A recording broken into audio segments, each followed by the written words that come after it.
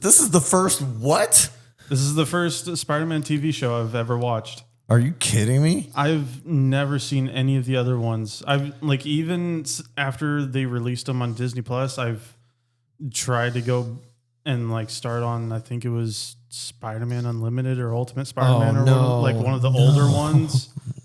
And I only got maybe like Those are the bad 3 ones. episodes in, and then I just stopped. But I see like clips of like the new, well, not this new, but the whichever one they released before 2017. Yeah, I've seen clips of that on TikTok, and that's about it. The ones you have watched are as bad as that Daredevil theme song. It's good. Oh,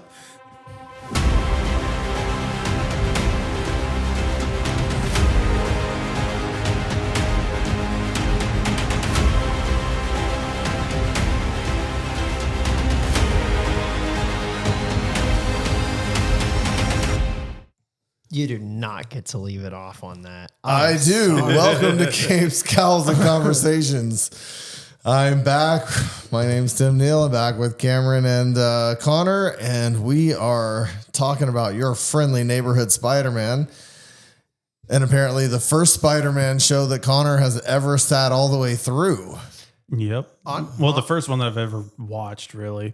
Honestly, You didn't miss much, really. If you missed a 90s Spider-Man cartoon that was amazing. I was about to say, Because I know like back during like middle school and junior high, like, you know, there was just the regular Disney Channel, then you had Disney XD. Yeah. So I was able to watch them, but I guess I just never caught it on the right time where they would show whichever current Spider-Man show that they were doing. oh, see, we just had them somehow. We just We had them in places where we could watch them that's true. semi-legally. But What do you mean semi? yeah, it was. It's no different than what you can do on a what was it? We streamed them. That's what we did. Yes, it was streaming before Netflix. But so as far as the 90s show, I think the 90s one is probably one that you should watch at some point. Just because it is a complete story almost. They didn't get to. No, it is a complete story. Except for the MJ part. You didn't get to find MJ at the end. Well, but it's for the most part, but that was like a thing that they threw in at the very end to start another season before because they kind of thought they were getting canceled, but on the possibility they got renewed, they left open a plot line. So that one is a complete series. That's the only Ultimate Spider-Man and Spider-Man 2017 are the only other two that actually got to be a complete series. Mm-hmm. But Spectacular is so good that even though it's not a complete series, it is worth watching one time. Spectacular was the only Spider-Man outside of the 90s Spider-Man that's worth watching. Yeah, the only thing that I remember from the 90s Spider-Man that I thought was a cool idea, but it just looked weird, was the suit he got, I guess was like nanotech or something, because it was very weird.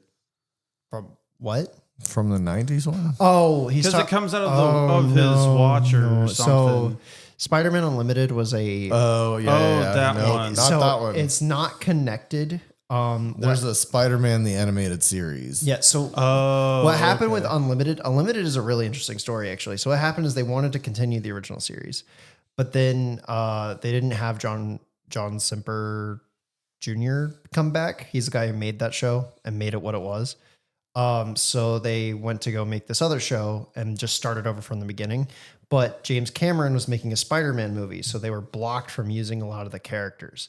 And so that's why Spider-Man is in a Wilder's classic suit outside of the first episode. That's why he's in space in a completely different planet for most of the series. That's why like you don't see Shocker or Green Goblin in his base form. So they had to completely come up with brand new ideas just to get the show off the ground. But it was in that right period of time where it could exist, but in that right period of time where like, even though it existed, it was never going to get a season 2. Maybe now if someone did it like a season 2, just from a revival standpoint, it's possible, but that is why that show exists. It's kind of an interesting story. But I would say the way Spider-Man 90, was it 95 or 96? The way that show works is it's kind of like Buffy, I would say. More serialized. It's completely serialized. Yeah, the whole show. It's like Buffy in the way it's written, the way it's done. I would say that the style of Spectacular is more like a Disney Channel show. Did you say Buffy? I did say Buffy. Like you watched it? I did watch Buffy. Buffy the Vampire Slayer. Was it 10 seasons? I watched every season of Buffy. I didn't watch Angel though. When? Like 2 years ago. Okay. I'm like, I watched it when it was on TV. It's good. I've Sarah Michelle never Gellar is seen one it. of my favorite actresses Oh, I of know. all time. But, She's been one of my. but I watched it by myself. Yeah, I did too. It's a good show. It's a never great watched show. They're that actually show. talking about revival on that. No thanks. They're going to revive it It with the original cast. leave it alone. No. Oh, listen, she has been against it all along. Like it takes her to bring it back. And she has said no and said no and said no. She's and right. About a month ago, she came out and she said they came to me with the story that has to be told.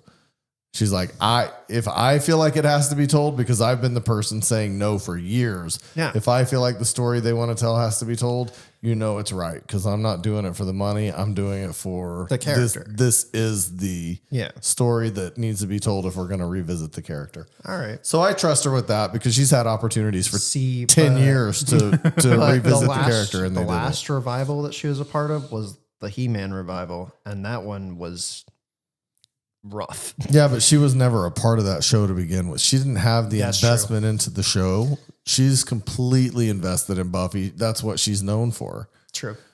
So this is her legacy. And she's, like I said, she's turned it down for 10 years or more. Actually, I don't know if Spider-Man 90 or Spider-Man 90, Spectacular wouldn't it be the same? Because it was also overly serialized. I mean, plot lines were introduced in the first episode that didn't get expanded on until like season 2.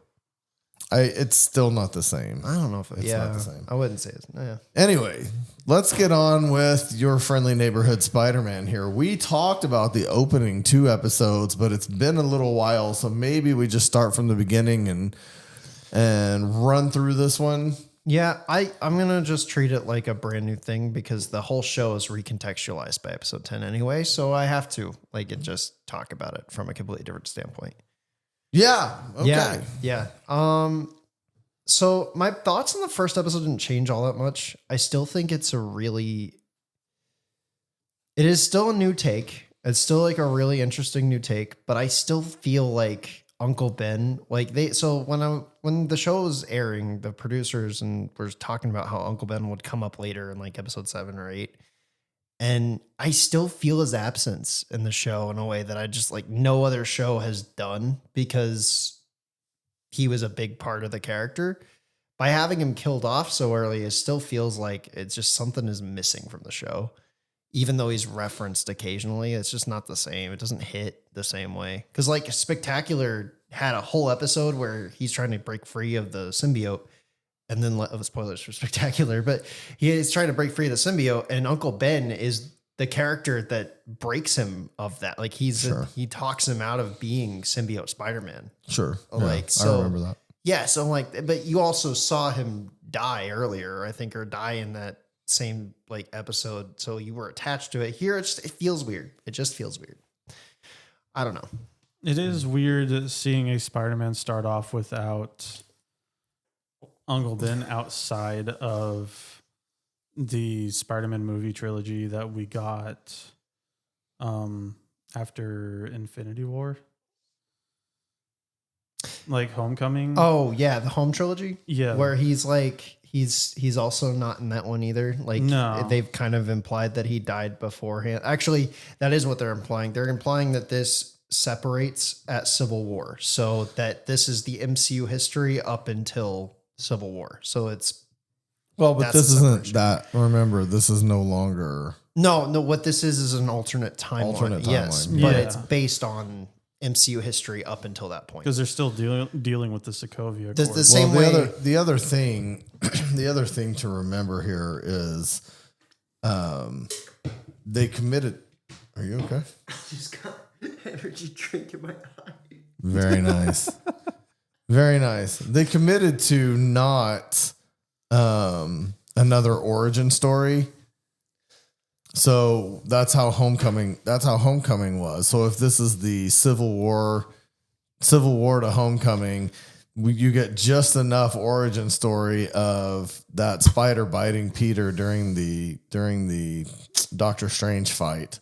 Oh, did you read the prequel comic that's canon to this? They made a prequel comic to this? Yes. I didn't. There is a prequel comic. There's so much more added to it that actually ties back to the show that you wouldn't know without the comic. But I'm just saying they stayed away from a lot of the origin story stuff other than he got bit by a spider. Let's move on. Yeah. I do like how they did that though. I do think that was probably the most interesting thing, and actually recontextualizes across the Spider-Verse a little bit too. Yeah, it does. Because someone brought this up that the character Miguel saying, "No, we started on Earth or what Doctor Strange and that little nerd from Earth 199999 did," and so now you have a universe where Doctor Strange and Peter erased Peter Parker's identity from multiple realities, and now you have another universe where Peter Parker and Doctor Strange created a time loop where he becomes Spider-Man. That was an interesting way that they kind of just tied up everything. It basically just what's the word? It just initializes that there's just basically like an endless time loop of just a repeating cycle. Yeah, it's Harry Potter and the Chamber of Secrets. You can't make Harry Potter references because I won't know what it says. It's not. Or is it Prisoner of Azkaban? Prisoner of Azkaban. Sorry, it's been a while. I was like, Chamber of Secrets, what are you talking about? Prisoner of Azkaban. Yeah. But it's not an endless time loop. Well, no, but everything that happens. So like even the way that time travel works here is the same in there, where the event already previously happened. Yeah, or they throw the rocks at Harry and Hermione in the cottage to get them out of the cottage, yeah. And then you actually see it happen in the future. Yes, so it's not an infinite time loop. It's just that the event already technically happened. So then the thing has to happen to make the thing happen. Yes. to tie the loop. Yes. Yeah. Yeah. So jumping all the way to episode 10. Yeah. Sorry, it's just sorry you can't about that. really. I mean, you can't really talk about. I mean, you can from episode 1. The did we ever settle? Is that Venom? It's not really Venom. It's just a symbiote. It's not even a symbiote. It's more like you can't really say anything without mentioning episode 10 either. No, yeah, you can't. So it's not really a symbiote. It's another creature from the planet. What's the planet called? I always forget it. It's not. No, Null's the person that controls the planet. What's the planet called? I don't know. And I've been playing Rivals again lately, and they have the planet named. But anyway, so the symbiote planet is where it's from, and piece of it flops off of it. That is a symbiote, but the creature itself wasn't. So I'm not really sure. That's why it looked like it was Kraven the Hunter with the symbiote on it. It kind of did look like as if, because see, that's what I thought at first. I thought it was just a weird multi-dimensional fight to where the Venom symbiote attached to Kraven, and then somehow him and Strange just started fighting. I'm glad I'm not the only one who saw that fluff around his neck and was like, "Oh, that's Kraven the Hunter there." Yeah, yeah. I wonder if they did that on purpose. I don't know. I don't know. I don't know about that. I will say this: even knowing what happens in episode 10, episode 1, 2, and 3 for me still. When I look back at our instant reaction and I look back at the whole series, the series as a whole, they still started off to me with a, what are they doing? I don't understand the point of this cartoon. I will say I felt like it got stronger after episode 3. It started to get a little stronger. But it took 3 full episodes of me going, I don't get what you're trying to do here. Yeah, it definitely did take 3 episodes. And then once you get past that, it's just very fast paced for the rest of the season. Well, see, it's fast paced in a good way. Yeah. What I do like about the show is you see Peter's life, right? And he's going up, but he's still feeling down. He's got some lows, but his life is actually going pretty well. And then you see Tombstone's life, and it is the complete opposite. Like they both kind of started in a rough spot, and then one is doing way better. They're at Oscorp, and yeah, I mean, he's had some downs, like he's gotten beaten by the Scorpion, but then you see the other one, and he's going from being a football star. He's in a good place, but not in a great place because his brother is trying to join a gang. And then he joins the gang to save his brother, but then immediately his life is... Yeah, it ends his future. Yep. Yeah. I don't know. This felt like a weird Spider-Man story to tell, and it was a weird way to tell Tombstone's origin. I agree. I don't know if, because season 2 might pick up on it more. Season 2 looks like it's going to be interesting. Season 2 is going to be very interesting. Like, I knew Nico being in it meant she was probably going to have magic powers eventually, but I didn't think it was going to be a plot point at the end of the season to set up the next one. Taskmaster's daughter is working with Daredevil apparently, while also working for Oscorp. Yeah, that's a weird one too. The way I understood it, she's a spy for Daredevil in Oscorp. Right. But like, it's also still Taskmaster's daughter. Are we supposed to overlook that? Or is that going to, that's the part that I'm like, well, are they trying to do that because she's kind of a hero in Thunderbolts? So they're trying to introduce her. So it's not that character. It's different even than that one. Yeah. So Antonia is a completely different character in the movies. This is so what they did is they took a completely different character and made them Taskmaster. They didn't even use Anthony Masters from the comics, and they didn't use his daughter either. They completely just changed it to Dreykov's daughter in the movies. Here, this is Taskmaster's canonical comic book daughter being a hero, and Taskmaster is nowhere to be seen. So I have no clue there. I don't see, the weird thing is, like, I like what they did with Scorpion, because Homecoming really screwed that up. Actually, just the home trilogy in general. If you remember in Spider-Man Homecoming, obviously Vulture finds out his identity. Right. Then he goes to prison. Right. The end credit scene of Spider-Man Homecoming is Vulture talking to Scorpion after Scorpion got arrested on the ship. That was Matt Gargan on the ferry. Yeah, he gets arrested and he's like, so I hear that you know who Spider-Man is. And then he never comes back.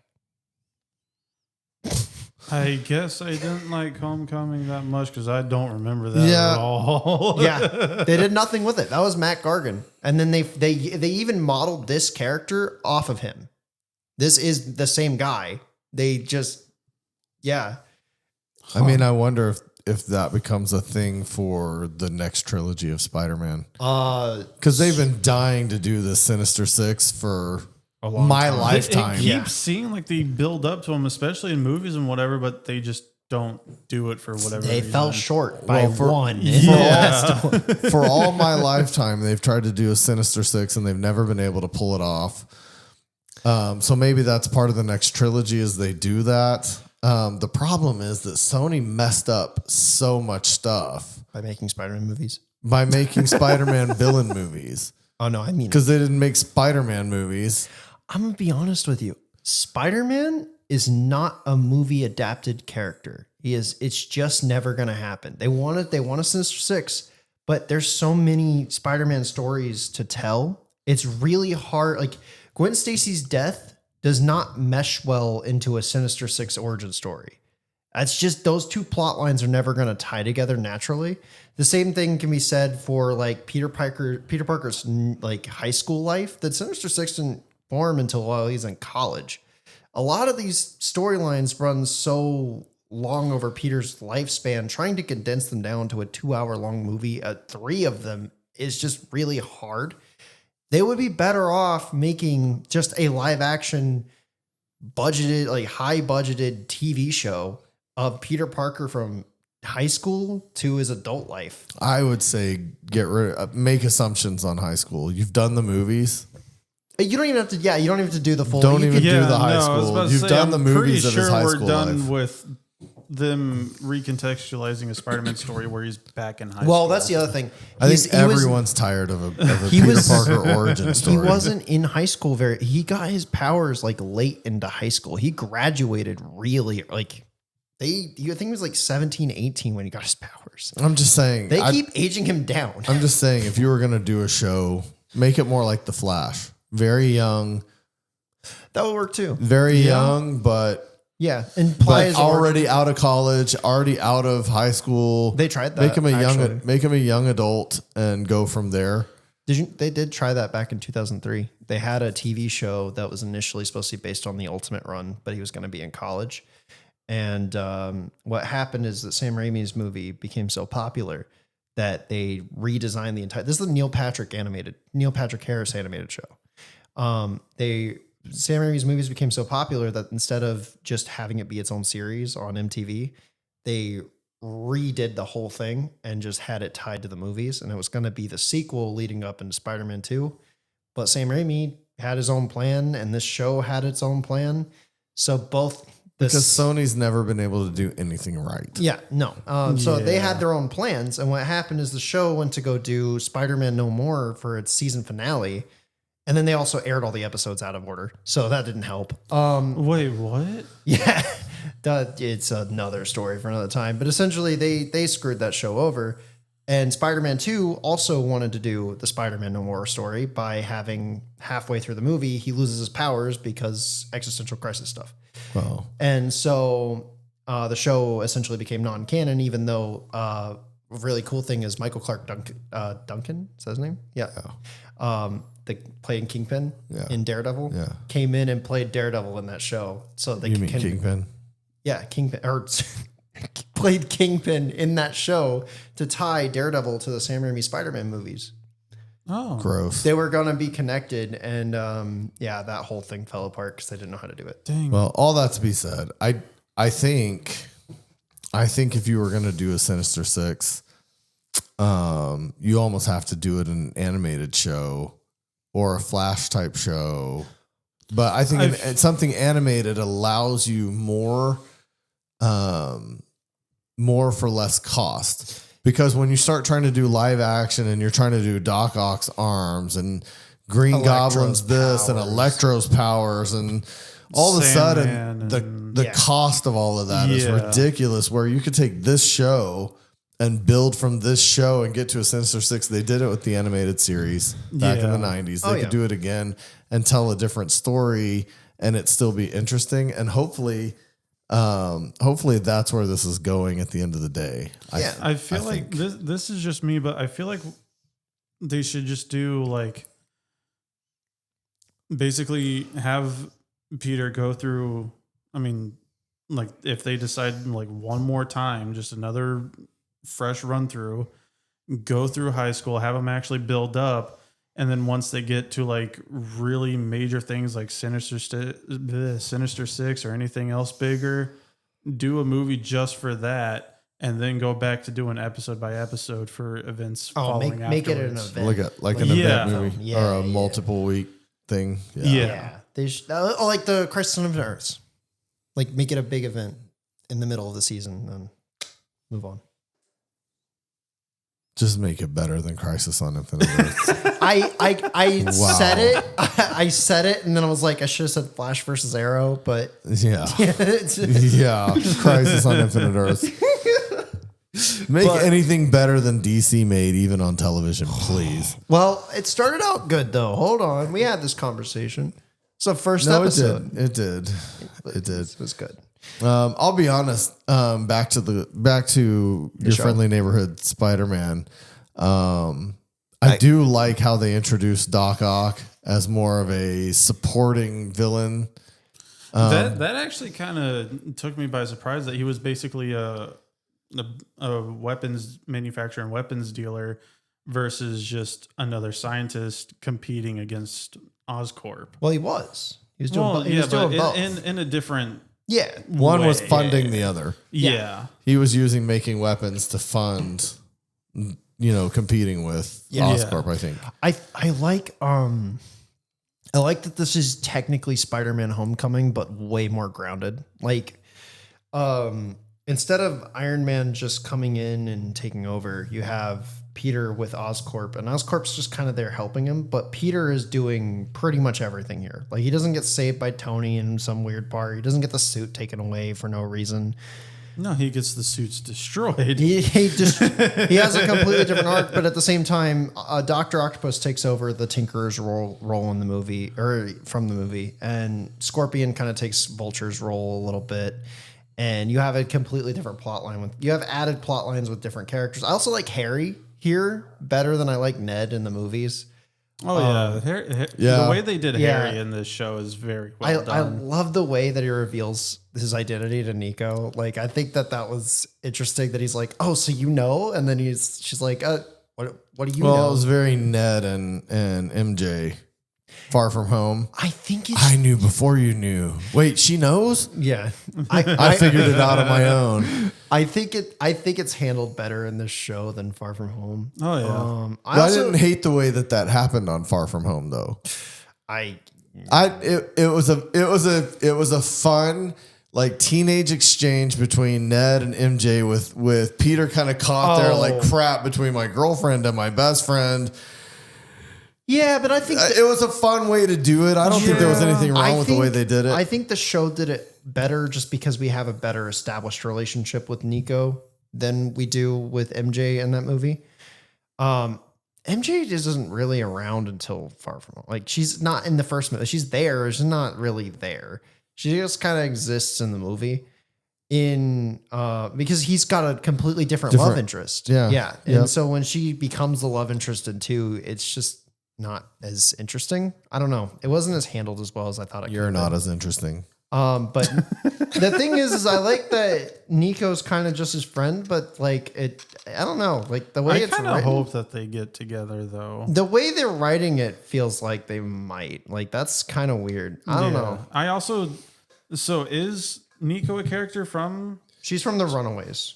Yeah, she doesn't make any sense to be in the series at all. I've never seen or heard of this character before. I think so when everything happened at the ending and whatnot, her abilities that she has, I didn't really know how to take it because I don't know who this person is. Fair. Because she shouldn't be there. So Runaways is in talks of becoming canon. Even if it's in talks of becoming canon, she shouldn't be there. The explanation given is that she left LA. Or who cares? She shouldn't be there. She moved. She's there now. She moved and left all her friends. They weren't like, it's a completely different timeline with a different history. She doesn't belong. That's messed up. Of all the things they could do with Peter love interest, you've got a whole story between MJ and Gwen. Do you know all of his love interests? You've got a whole story between MJ and Gwen that you can build on, and you can do as he gets older, his Black Cat stuff, and you can build on some of those. You don't have to insert somebody from a superhero team from across the country. Like, you're making something up that doesn't need to be. There's plenty of stories to tell with the love interests he's had. Tell that to Brian Michael Bendis. I would love to. I would love to. Do you even know why I'm referencing that? Because one of the relationships that Brian Michael Bendis wrote him into is Shadowcat. Who's that? Okay. Kitty Pryde from X-Men. Yeah, I know who that is. Yeah, he's dated her in the comics. Oh, they're a East Coast based superhero team. First of all, the Runaways can be worldwide. They have the ability. Yes, they LA based. They can teleport. Oh my god! No, dude. She has magical properties. And also, she's teamed up with Doctor Strange. Why do you take her out of the Runaways? That She's doesn't left the make Runaways any sense. before. It doesn't make any sense. She was part of the Midnight Suns at one point. Like, that's not shocking. That's really not that shocking. There was plenty to do. Again, it goes back to, why do you take non-Spider-Man people and insert them into Spider-Man things? I don't love it, but the way they handled it was pretty good. Wave and I will say that Nico is a well done character. For the show, she's pretty good. Yeah. I would take her over MJ from the movies any day. The Zendaya Dang. version or the Kirsten Dunst version? Both, actually. Oh, okay. Dude, no. We're not, because here's the thing. MJ in the comics is a super supportive character to Peter. Like super supportive, wouldn't leave him for anything, wouldn't like cheat on him with his best friend or anything. That's Zendaya. What? That's Zendaya. No, we're talking about Kirsten Dunst. I know. I said what you just described. Super supportive, wouldn't cheat. That's Zendaya. My problem with Zendaya is that there's no chemistry between the characters. And yet they're getting married in real life. Yeah, that's insane to me. They have They're getting married and quitting acting. No, I know. Their real life chemistry is amazing. Like you watch them in interviews, they're fun to listen to. In the movies, they have like zero chemistry. And I think it's all because of writing. I think that the people writing those movies have no idea how to write romance. Well, I kind of agree with you. I think it's directing. I think they have this idea of MJ, Zendaya's version, where she has to always be socially distant. And a badass and personality. No, always socially distant, like always not trusting, always. Oh yeah, that too. And I don't think that's who she should be, but that's the way they're making her. They're writing her and directing her to be like she always questions things, like when in Far From Home, for instance. Yeah.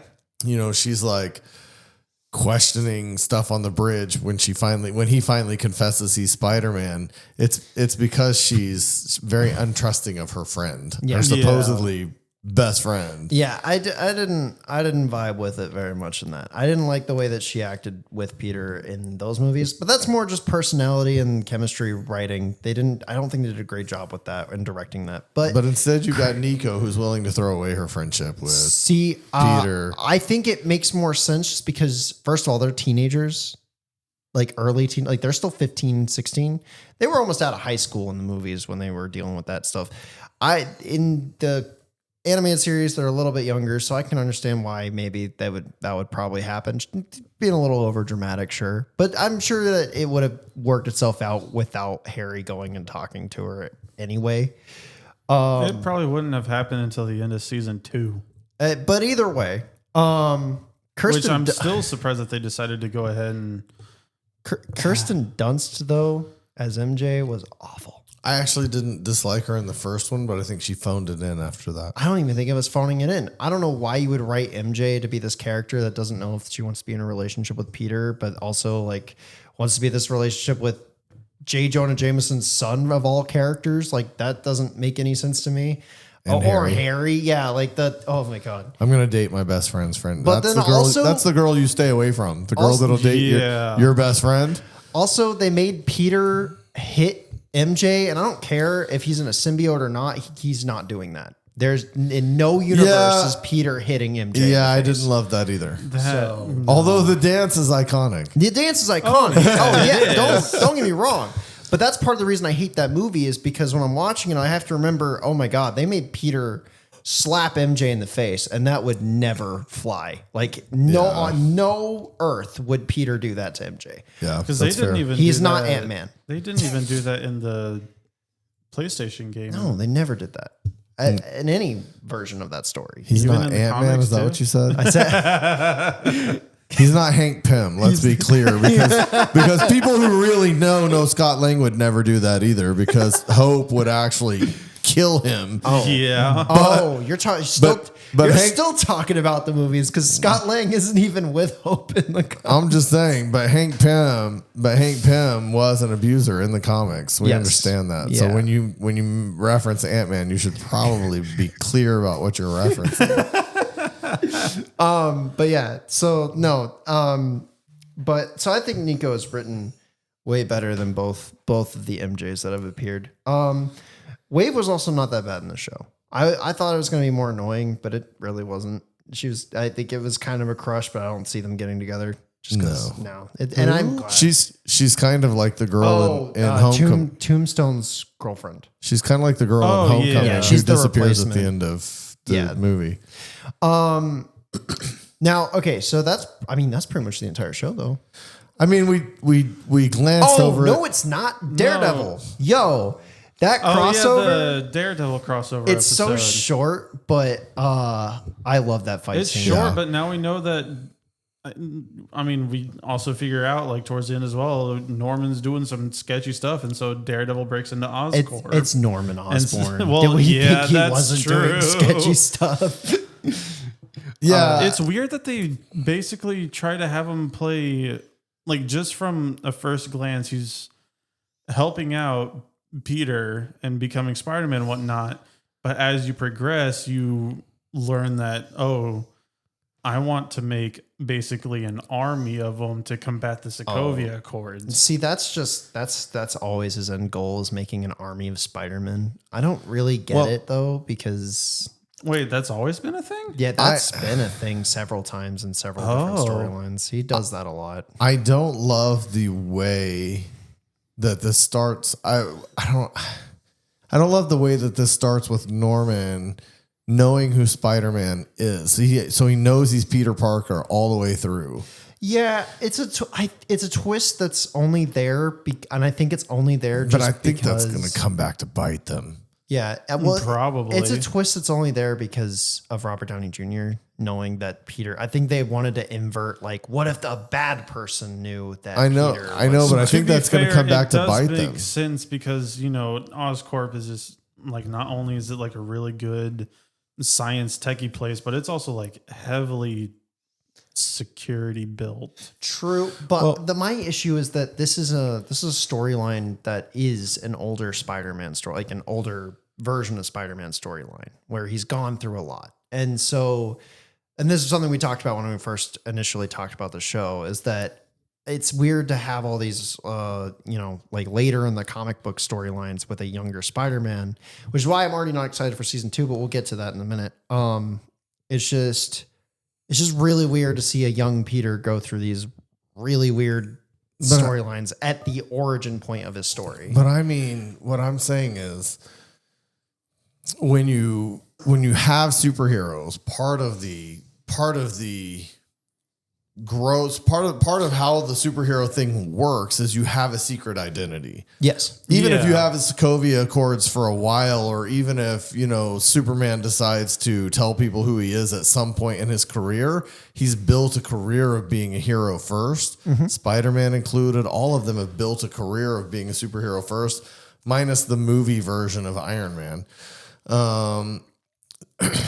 So for the not just people to know, but basically one of his biggest rivals, one of his biggest enemies to know from the point he became Spider-Man that he is Spider-Man is just kind of like, how is he going to have any longevity as a superhero if the person that is evil to begin with knows from the beginning? Like, there's so much more for Norman Osborn to be able to plan against Spider-Man because he knows, where Spider-Man really has no clue that he's bad. Yeah, it is kind of giving The Boys season 2 problems where, like, the Homelander could probably stop The Boys at any point in season 2 and doesn't. Right. Yeah. And so, like, in season 2, if Norman does go evil, which he's going to. We know he's going to. He's most likely going to. We saw he's the not going to be a good. He's we not saw going to the be glider, a good guy. and then they also hinted at something else that we'll probably cover once we get to the ending. Yeah, I don't think anybody's going to be shocked by that. I do think it's really early, but I don't know how many. They were only expecting like they've got 3 seasons. Well, so they had written a like 4 or 5 season plan.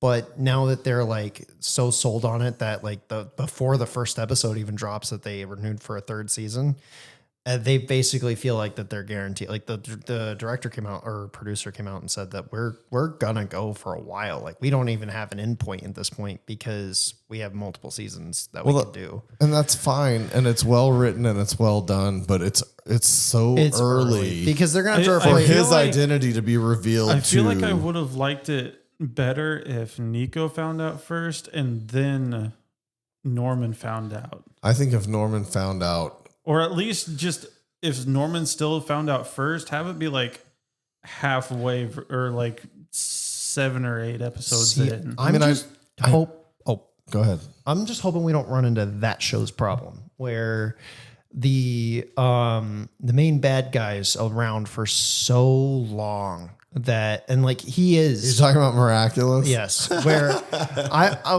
I've never seen it. So. I'm just hoping that we don't get a bad guy that's around for so long. And like, because now Norman's not a bad guy, but when he does, I don't want him to be a bad guy for multiple seasons at a time, because that'll get boring. That'll be to the point where he's doing so many bad things. He should be stopped. Well, you have to balance. I think you have to balance the Marvel problem with the Miraculous problem. The Marvel problem being that the villains always get beaten and killed or disappeared or they're gone. Yes. And the Miraculous problem where Hawkmoth is around for 7 seasons and can never seem to be captured, and there's always plot armor to keep him around. You have to balance that issue of how long do you keep the villain around without making it boring, and also don't get rid of him too fast. Pretty much. Yeah. God, that feels like how Cartoon Network did with Malware. That's exactly what they Jesus. But yeah, That made me think about that. what was I think it was honestly 5 seasons of Miraculous plus 2 full-length movies. Oh, good Lord. That he was the villain the entire time. And it's just like, okay, eventually he has to get. So they're already doing something I'm not happy with season 2. What's that? I think I remember we talked We about did this. talk about this. So Gwen Stacy's being introduced next season. That's not the problem. I actually would like it for Gwen Stacy to be, if she's going to be the main girlfriend. Is she going to be Gwen Stacy, or is she going to be? So they're introducing her, and I Spider-Man. wouldn't be a problem. I don't have a problem with her being there because I do like the Gwen Stacy Peter Parker dynamic. However, they have already revealed that she is going to become Spider-Gwen at some point next season. I don't have a problem with that. I have an issue with that. It is season 2. Spider-Man has barely been Spider-Man. He didn't even get the classic suit for 2 weeks. It took him. Is she going to come off as more experienced the way she does in Spider-Verse? We don't know. Which she should be more experienced than Miles, but she shouldn't be more experienced than Peter. We don't know when or how she gets her powers, or if she's from if she's from this universe or a different universe. All we know is that she's going to be there. Her suit does look a little more homemade than Peter's does. So it sounds like they're going to do it sounds like they're going to do her origin story next season. I don't want another Spider Person this soon. Like, it'd be like if you introduced Miles Morales next season. Like, I don't want Peter a mentor so early. Like, he's barely been Spider-Man. He's barely had the classic red and blues. Like, give him a couple He's been seasons. Spider-Man for like, what, 2, maybe 3 months? Yeah, and the other problem that I have is that it's Gwen Stacy. And there's only like 2 things you can really do with Gwen Stacy right now.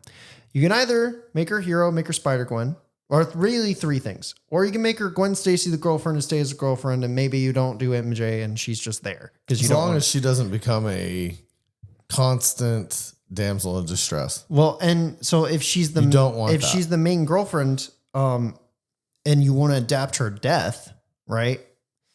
You kill her off, but either way, how do you do that and why? Like, would you? And why would it's so hard to kill someone off like that in a cartoon too. And if it's season 2 is going to though. be the same length, why only have one character stick around only for 8 episodes just to be not there in the next season? Well, maybe here's a thought: if they don't let her know that he's Spider-Man, and she becomes the Ghost Spider, Gwen, yeah.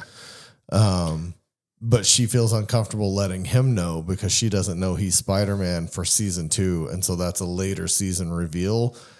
And so they come up against each other. Kind of, honestly, I'm looking at Miraculous and kind of like Ladybug and Cat Noir don't know who each other is. Yeah. But they help each other. I mean, they can do something with that and then they could kill her off. But that leads into another issue. That's just a storyline that Black Cat and Peter already have. That is a but dynamic. Black Cat's not even introduced. I know, that's my point. Like, why not just do Black Cat instead? I feel like that'd be a more interesting dynamic Because it would be something that hasn't been done, so that would be nice. well, her in high school with Peter, that would be interesting. That's what. It'd be something that's not been done. We've never really seen Black Cat. It'd be the same story. I mean, because that is what they do in the comics, but instead now she's in high school with Peter, so it complicates it more. I think that'd be more interesting than Gwen Stacy, just because I'm kind of tired of the character too. Like in the comics, she's just kind of there a lot, or like her stories aren't really that interesting, and she is a multiversal character, so anytime she pops in, it doesn't really leave a lot of weight on the 616 universe. So if she is the main Spider-Woman for this universe, it feels a little weird to do that. I don't know. I just don't really feel like that kind of character sticks around very often. I just think that there's other characters they could do that would fit this storyline way better. But at the same time, I mean, it still could be interesting. You know, talking about season 2, but there's something you haven't addressed, which I'm kind of surprised because it references more your Andrew Garfield gross Spider-Man story. What? Than the real good Spider-Man. Why am I? And that is May visiting Peter's dad in jail. Oh, yeah. yeah. I forgot about so okay. I was shocked at that because I thought it was just because another story where like his parents are dead, right? And which is what you think from Tobey Maguire Yeah. Spider-Man. See, But Andrew Garfield, the garbage Spider-Man. okay, that well, one before is you that say- one actually was supposed to go on and bring back Peter's parents at some point. so yeah, he let me- actually showed me on YouTube the deleted let me scene for discuss that. that first. So in the Amazing Spider-Man movies, He gets so worked Because- up when you I say how know. bad those movies are. first of all, Well, they're- I don't think they're that bad, but they They're definitely they're could have great. been better. They're good movies. You were too stuck on Peter Parker dancing and slapping MJ in the face. God. So anyway, the background plot line was Peter Parker's parents. And I know a lot of people didn't like it because it felt like too much. But at the same time, I actually think it was building to something really interesting because it was going to be delving into cloning into the third movie, which I mean would undo some of the deaths. Like Gwen Stacy was going to return, but probably have spider powers and stuff. They were going to do some cloning things with different characters in the third movie. And I think that would have been interesting to play out.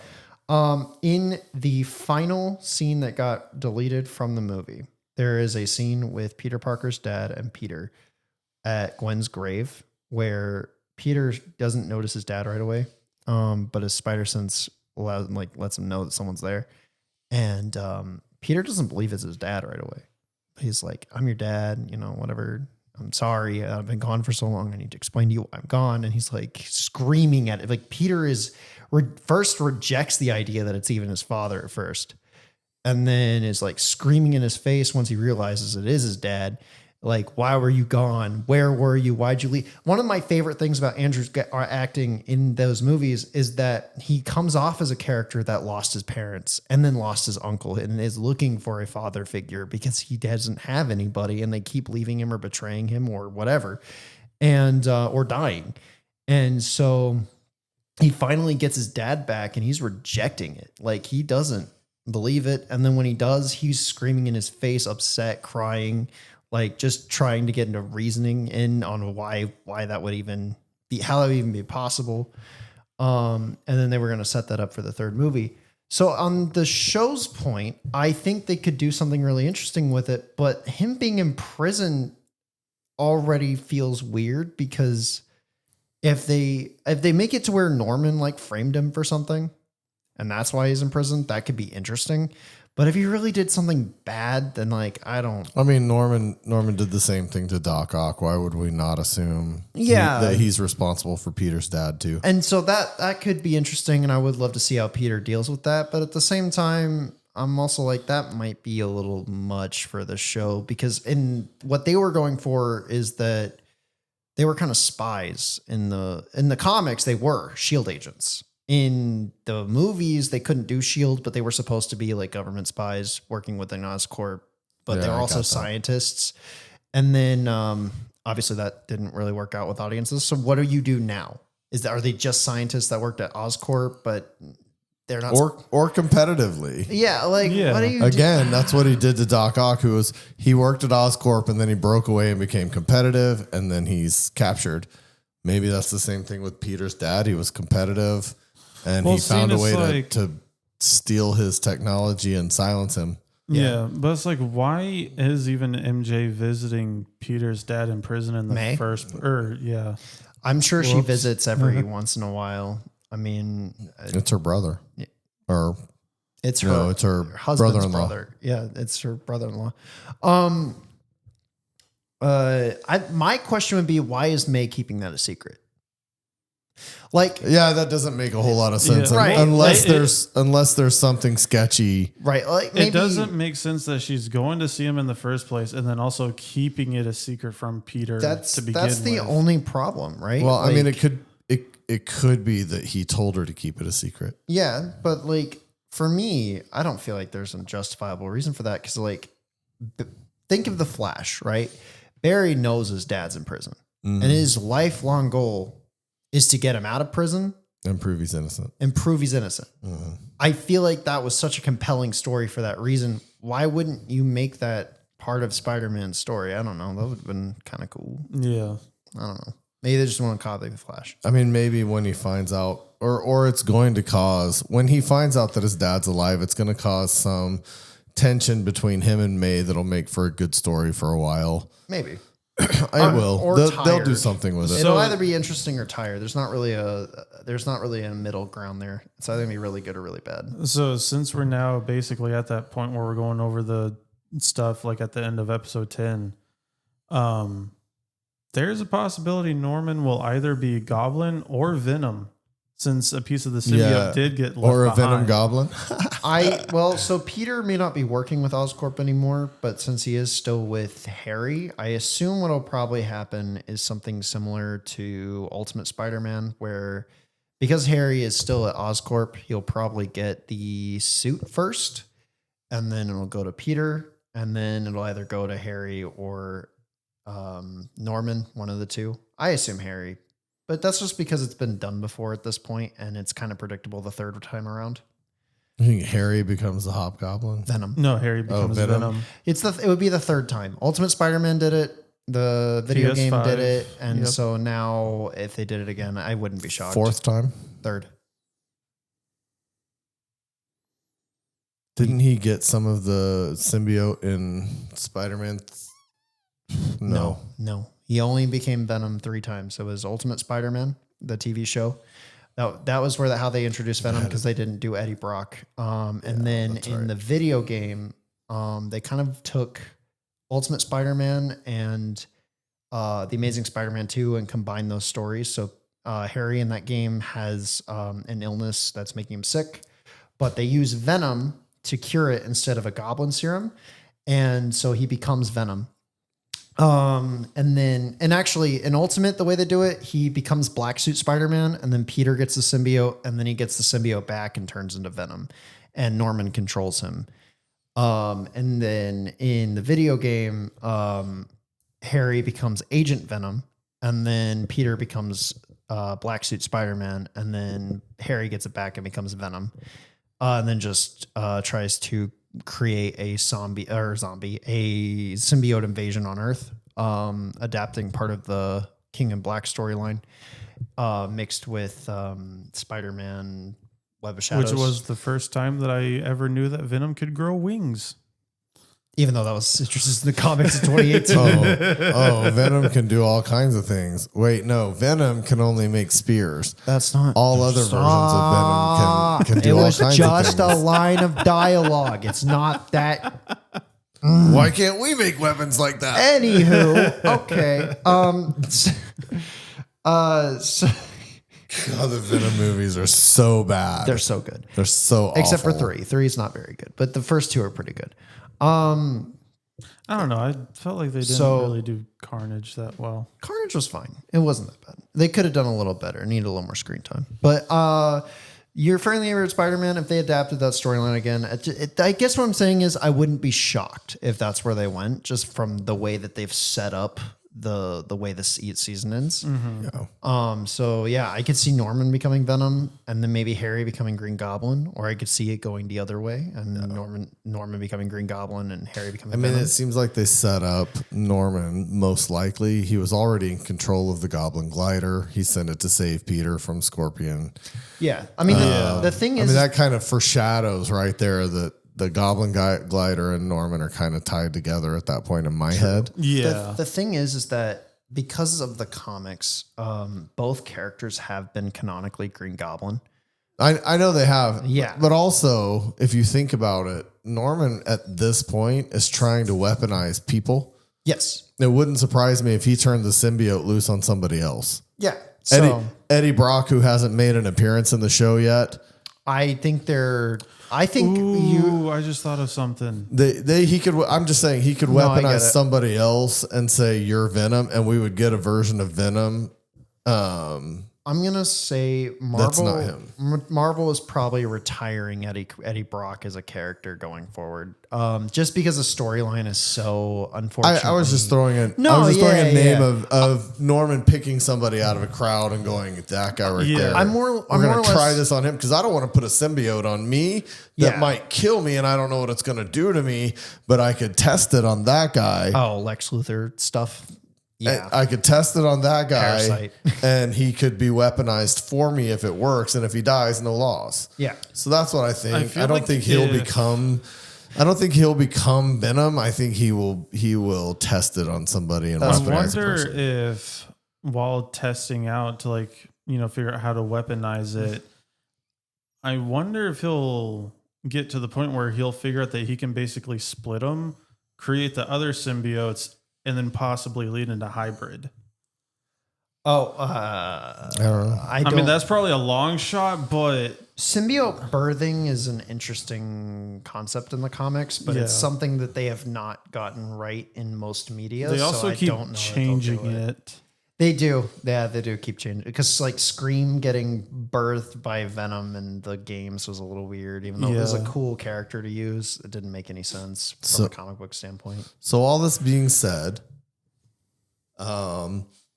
we talked about Invincible the other day being the best animated superhero show on television right now.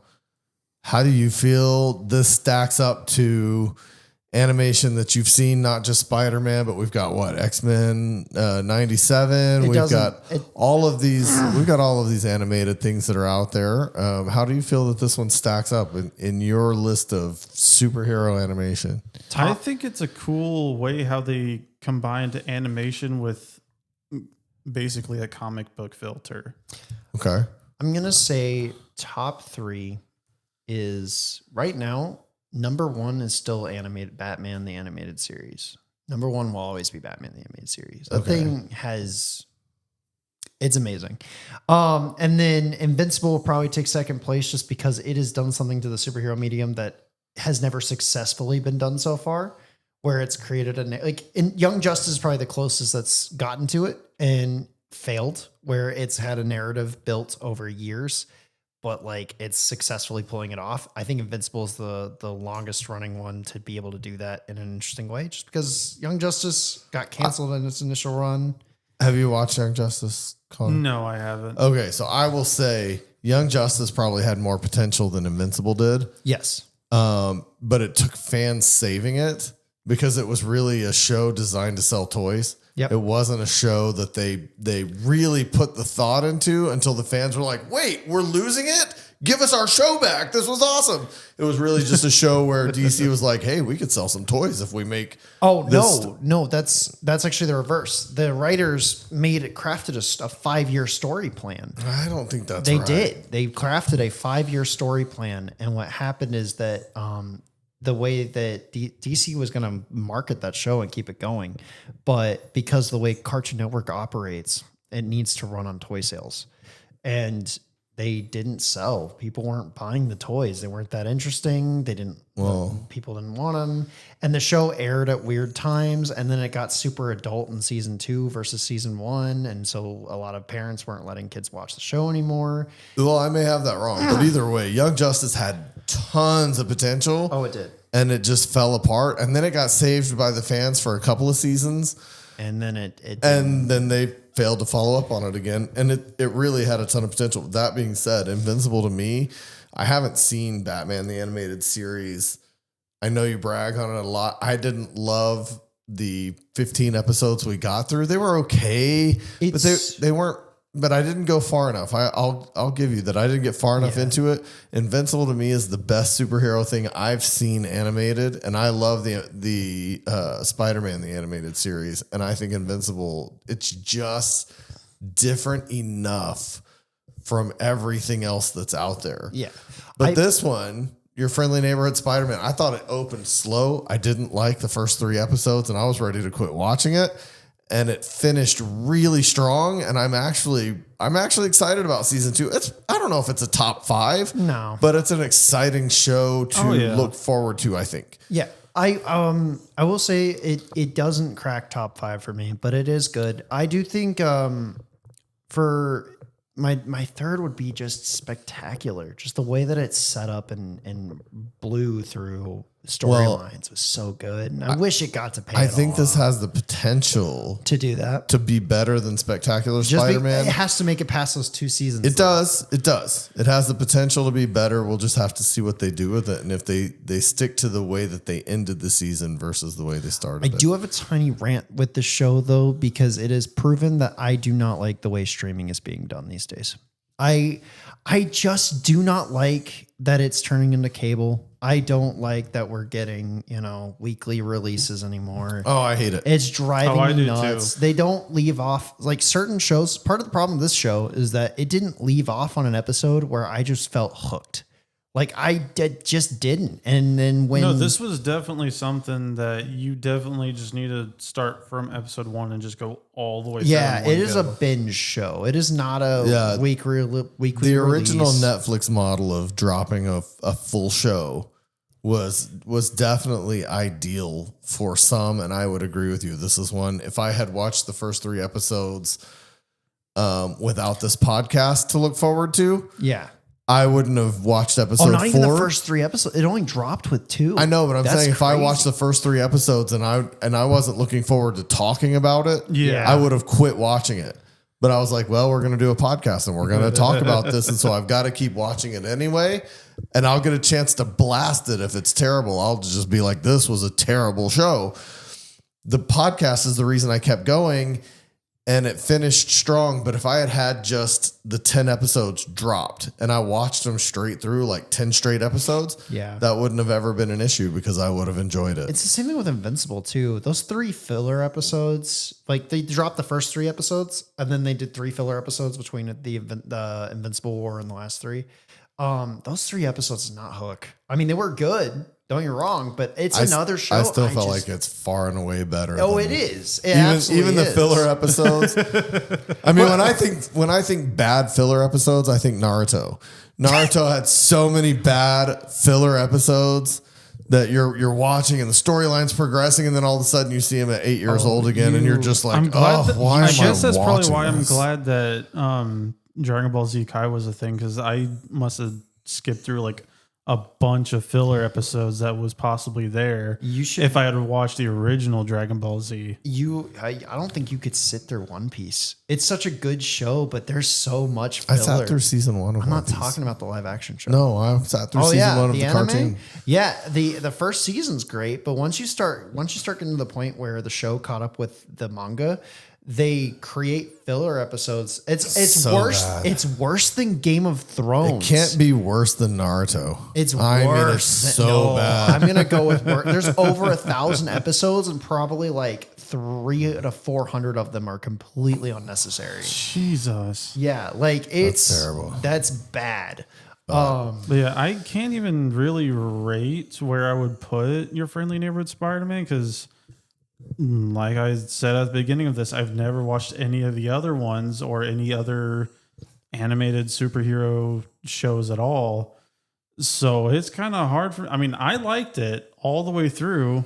Yes, the first 3 kind of took a little bit, but again, once you get past episode 3, everything is right there, has great story progression, but it's If I had to put it between the best Spider-Man show and the worst Spider-Man show, I think it's like the best one being 90s because it got to finish. The second one would be Spectacular.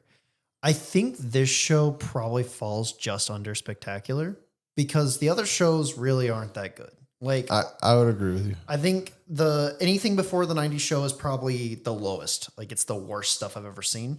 So Ultimate Spider-Man's above the lowest. Then Spider-Man 2017 is just a little better than Ultimate. And then I would put probably this above probably Ultimate and just below Spectacular. And that's how I would. Oh, well, no, because I forgot about the other two shows. So yeah, the other two shows before Ultimate. And then that would go with both. Have you ever watched the Oscars? Well, so we're at the halftime show. Have you ever watched the Oscars when someone starts talking for a long time? You know what they do? No. They say, hey, everybody, if you like what you heard today, click like, share, subscribe. That's a YouTube follow. channel. What are you talking about? Ring the notification bell, whatever you have to do. We've had a great time talking about Spider-Man. It turned out to be a really wonderful show.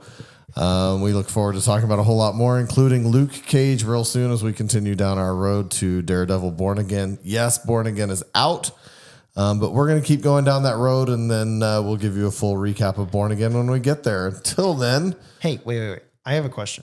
You know this isn't a live network show, right? We don't have a time limit, technically.